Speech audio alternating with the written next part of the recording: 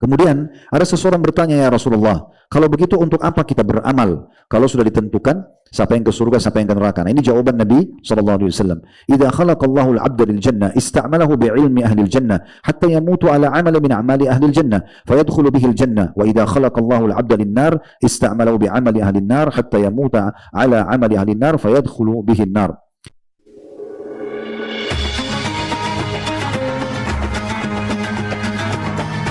Yang subscribe, semoga hidup kaya raya, mati masuk surga. Kemudian ada seseorang bertanya, ya Rasulullah, kalau begitu untuk apa kita beramal? Kalau sudah ditentukan siapa yang ke surga, siapa yang ke neraka. Nah, ini jawaban Nabi SAW. Idza khalaqallahu al-'abda lil jannah ista'malahu bi'ilmi ahli al-jannah hatta yamutu ala 'amali min a'mali ahli al-jannah fayadkhulu bihi al-jannah. Wa idza khalaqallahu al-'abda lin-nar ista'malahu bi'amali ahli an-nar hatta yamuta ala 'amali ahli an-nar fayadkhulu bihi an-nar. Sesungguhnya jika Allah menciptakan seorang hamba sebagai penghuni surga, maka dia dengan keluasan ilmunya menyertai dengan amalan penghuni surga sehingga ia meninggal dalam keadaan mengerjakan salah satu amalan penghuni surga. Sehingga dia dengan itu pun dia masuk ke dalam surga. Dan jika Allah menciptakan seorang hamba, dia dicatatkan sebagai penghuni neraka, maka dia Allah akan sudah tahu dengan keluasan ilmunya, dia akan menyertai amalannya dengan penghuni neraka. Maka dia pun meninggal dalam keadaan mengerjakan amalan penghuni neraka, sehingga dengannya ia masuk ke dalam neraka. Ini gambaran tentang hadits-hadits penciptaan Adam alaihi wassalatu wassalam. Dan di sini teman-teman sekalian yang kita titik beratkan sebagaimana saya bilang tadi adalah prosesi penciptaannya, ya, bagaimana awal-awal penciptaan yang kita tidak hadir pada saat itu, Allah Subhanahu wa taala berikan kepada kita gambarannya. Ada hadis teman-teman sekalian yang tidak disebutkan di buku ini, menarik untuk kita bahas juga berhubungan dengan masalah penciptaan Adam. Yaitu hadis Bukhari dan juga Muslim, berbunyi begini. Kata Nabi SAW, khalaqallahu azza wa jalla Adam ala suratihi tuluhu sittuna dhira'a.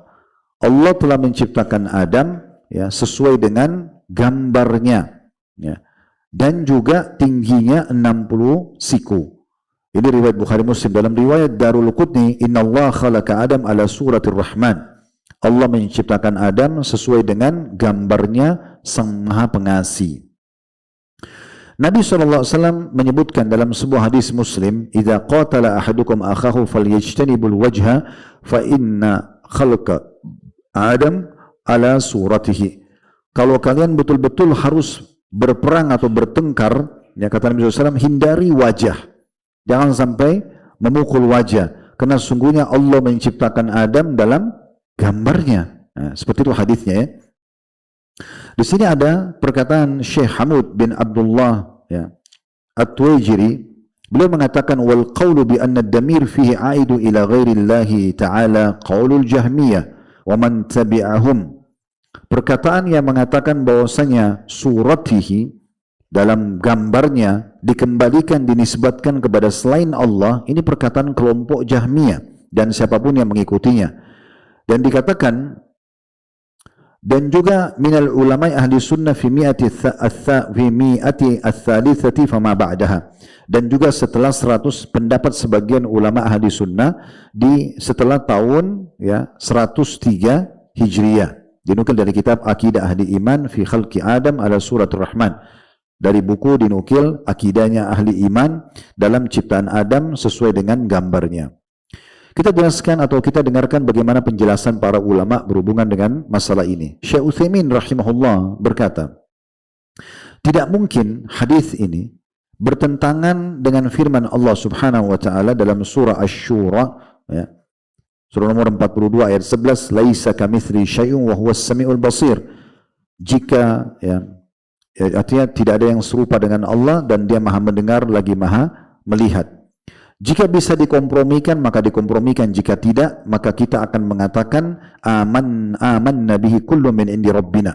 Sebagaimana Allah sebutkan dalam surah Al-Imran surah nomor 3 ayat 7, kami beriman, ya, sebagaimana telah dinukil, ya, dan semua datang dari Tuhan kami. Artinya kita tidak bisa juga mengalihkan mengatakan, oh, bukan berarti Nabi Adam itu sesuai dengan gambar Allah Subhanahu wa taala atau postur Allah Subhanahu wa taala. Kita juga tidak bisa menolaknya, tidak bisa juga mengalihkannya. Maka yang paling aman adalah kita mengatakan kita beriman kepada Allah Subhanahu wa taala. Walaupun kita tidak usah gambarkan Allah seperti manusia, tetapi kita imani sebagaimana apa adanya. Dan dinukil oleh para ulama mengatakan cara memahaminya mirip dengan memahami ini. Contohnya hadis Bukhari Muslim. Kata Nabi SAW, awwalu zumratin yadkhuluna jannata ala suratil qamar. Nanti golongan pertama yang akan masuk ke dalam surga, rupa mereka seperti bulan. Nah, ulama hadis mengatakan, apakah yang dimaksud seperti bulan? Mereka berubah? Kan bulan bulat. Manusia punya kaki, punya tangan gitu. Apakah yang dimaksud di sini adalah semua penghuni surga yang pertama masuk nanti berubah jadi kayak bulan, bulat saja, atau hanya ya dia bercahaya ya karena indahnya maka menyerupai bulan, kan begitu. Nah, kata ulama hadis, cara memahaminya seperti itu. Bukan berarti dia harus difahami secara letterlet, harus seperti Allah Subhanahu wa taala 100%. Tetapi kita imani Allah menciptakan dengan kemahasempurnaannya, gitu ya. Begitu juga dengan firman Allah Subhanahu wa taala, wa nafakhtu fihi min ruhi, dalam surah Sad surah nomor 38 ayat 72, dan aku tiupkan pada Adam dari ruhku ada kunya. Apakah itu menandakan sebagian dari Allah ditiupkan ke Adam? Tentu saja tidak. Makanya dalam terjemahannya kita baca kalau terima bahasa Indonesianya, dan aku tiupkan ruh dari ciptaanku, gitu ya. Jadi bukan ruhnya Allah, tapi ruh dari ciptaan Allah Subhanahu wa taala. Ini mirip juga dengan firman Allah Subhanahu wa taala tentang untahnya Nabi Saleh, naqatullah, untahnya Allah. Ya, kalau kita baca tentang unta Nabi Saleh, Allah mengatakan naqatullah. Allah juga berfirman tentang ya, Ka'bah, Baitullah, rumahnya Allah, gitu kan? Penisbatan kepada Allah Subhanahu wa taala. Begitu juga dengan hamba Allah atau Abdullah. Nah, seperti itu cara memahaminya. Jadi supaya tidak ada iskal, dan yang paling aman adalah sebagaimana Syekh Utsaimin mengatakan, kita beriman ya sesuai dengan apa yang Allah Azza wa Jalla informasikan kepada kita. Baik, ini poin teman-teman sekalian tentang masalah prosesi penciptaan ayah kita Adam alaihi wassalatu wassalam. Kita akan masuk teman-teman sekalian ke poin yang ketiga yang akan kita bahas dalam materi kita, yaitu tentang hikmah penciptaan Adam. Kenapa Allah menciptakan lagi manusia? Padahal sudah ada malaikat, sudah ada jin, sudah ada hewan-hewan.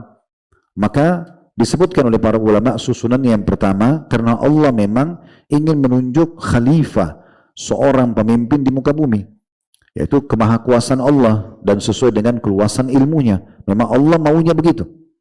Ya. Dan Allah yakhluqu ma yasha. Allah ciptakan apa yang Allah inginkan, gitu ya. Makanya Allah sebutkan hikmah ini dalam surah Al-Baqarah surah nomor 2 ayat 30. Wa idh qala rabbuka lil malaikati inni ja'ilun fil ardi khalifah. Dan pelajarilah ketika Allah Tuhanmu hai Muhammad berfirman kepada para malaikat, aku akan jadikan di muka bumi khalifah atau pemimpin. Ya. Begitu juga Allah SWT berfirman tentang kita semua, anak Adam. Semuanya mendapatkan julukan yang sama dalam surah Al-An'am surah nomor 6 ayat 165. Wa huwa alladhi ja'alakum khalaifal ard, dan dialah Allah yang telah menjadikan kalian semua wahai anak cucu Adam sebagai pemimpin-pemimpin di muka bumi. Begitu juga dalam surah An-Nahl surah nomor 16 ya, di ayat 62, potongan ayat wa yaj'alukum khulafa'al ard, dan Allah menjadikan kalian pemimpin-pemimpin di muka bumi. Jadi memang tujuannya Allah ingin menunjuk seorang pemimpin di muka bumi. Hikmah yang kedua, ujian untuk para malaikat. Malaikat pun diuji oleh Allah Subhanahu wa taala secara ya keimanan mereka diuji oleh Allah, walaupun mereka sangat beriman kepada Allah Subhanahu wa taala. Allah menguji mereka. Sebagaimana Allah sebutkan di dalam firman-Nya dalam surah Sad surah nomor 38 ayat 72 dan 73, 71 sampai 73. Surah Sad surah nomor 38 ayat 71 sampai 73 yang berbunyi, idz qala rabbuka lil malaikati inni khaliqum basharan min tin fa idza sawaituhu wa nafakhtu fihi min ruhi faq'u lahu sajidin fasajada al malaikatu kulluhum ajma'un. Dan ingatlah ketika Tuhanmu menyeru hai Muhammad kepada para malaikat, aku akan ciptakan manusia dari tanah, kalau aku sudah ya sempurnakan dan aku tiupkan ruh kepadanya, maka sujudlah kalian semua. maka malaikat pun sujud semuanya kepada Adam. Nanti kan kita jelaskan di poin kedua ini sama poin ketiga sekaligus ya, menunjukkan kemahaluasan ilmu Allah. Nanti kan kita gabungkan hikmah daripada penciptaan Adam poin kedua ini untuk menguji iman malaikat dan juga menunjukkan kemahaluasan ilmu Allah di perkataan ya Hasan Basri rahimahullah. Tapi kita bacakan dulu poin ketiganya, hikmah ketiga. Jadi yang kedua ujian buat para malaikat, yang ketiga adalah menunjukkan kemahaluasan ilmu Allah kepada para malaikat. Kalau ternyata masih banyak ilmu yang Allah miliki yang tidak diajarkan kepada malaikat. Sebagaimana Allah berfirman di dalam surah Al-Baqarah ayat 31 sampai 33 yang berbunyi, "Wa'allama Adam al-asma'a kullaha, thumma 'aradahum 'ala al-mala'ikati faqala anbi'uni bi asma'i haula'i in kuntum shadiqin." Itu di ayat 31-nya. Dan Allah pun mengajarkan Adam nama segala sesuatunya. Nah ini yang tadi kita katakan, ayat ini yang membantah kalau manusia itu awalnya primitif, kuno, kan manusia pertama Adam. Tapi di sini justru Nabi Adam dikatakan awal diciptakan diajarkan segala sesuatunya. Apa saja, semua bahasa, semua nama malaikat, semua nama benda-benda di langit dan di bumi Nabi Adam hafal. Semua diketahui. Di awal diciptakan sudah diajarkan semuanya. Jadi Nabi Adam manusia yang sangat sempurna karena diciptakan untuk jadi pemimpin. Jadi manusia yang bodoh itu memang yang lahir dalam kondisi tidak belajar. Tapi kalau dia mau belajar, dia langsung bisa tahu apa saja. Allah berikan potensi, makanya kita pun punya potensi yang sama. Kita mau belajar apa saja bisa. Mau jadi pintar bisa, mau jadi bodoh bisa, gitu kan? Tapi dasarnya potensi untuk tahu itu sangat besar dalam diri kita. Maka Allah mengajarkan kepada Adam nama segala sesuatunya. Benda-benda di langit, di bumi, nama-nama para malaikat, semuanya diajarkan. Ya. Lalu Allah berkata, ya, dipaparkanlah itu depan para malaikat dan para malaikat mengatakan, coba beritahukan kepada aku nama benda-benda ini. Kalau kalian jujur, kalian memang tahu semuanya ilmu yang sudah aku ajarkan. Lalu para malaikat pun menjawab, qalu subhanaka la ilma lana illa ma 'allamtana. Maha suci Engkau ya Allah, kami enggak punya ilmu kecuali yang Engkau ajarkan saja. Innaka antal alimul hakim. Engkau zat yang maha mengetahui dan maha bijaksana. Itu ayat 32-nya. Ayat 33-nya dari Al-Baqarah, qala ya Adamu anbi'hum bi asma'ihim. Lalu Allah mengatakan, wahai Adam, setelah diciptakan, coba ya, sampaikan kepada malaikat-malaikat tersebut nama-nama mereka dan nama-nama semua benda yang mereka juga tidak tahu. Falamma anba'ahum bi asma'ihim, maka pada saat Nabi Adam menyampaikan nama semua malaikat, miliaran jumlahnya, dan benda-benda di langit yang banyak malaikat juga belum tahu, maka qala alam aqul lakum, maka Allah berfirman kepada para malaikat, bukankah sudah aku bilang pada kalian, inni a'lamu ghaibas samawati wal ard, akulah satu-satunya yang mengetahui semua yang gaib di langit dan di bumi, wa a'lamu ma tubduna wa ma kuntum taktumun, dan aku mengetahui semua yang kalian nampakkan dan kalian sembunyikan. Poin 2 dan poin 3 ini, hikmah dari penciptaan Adam alaihi salatu wassalam.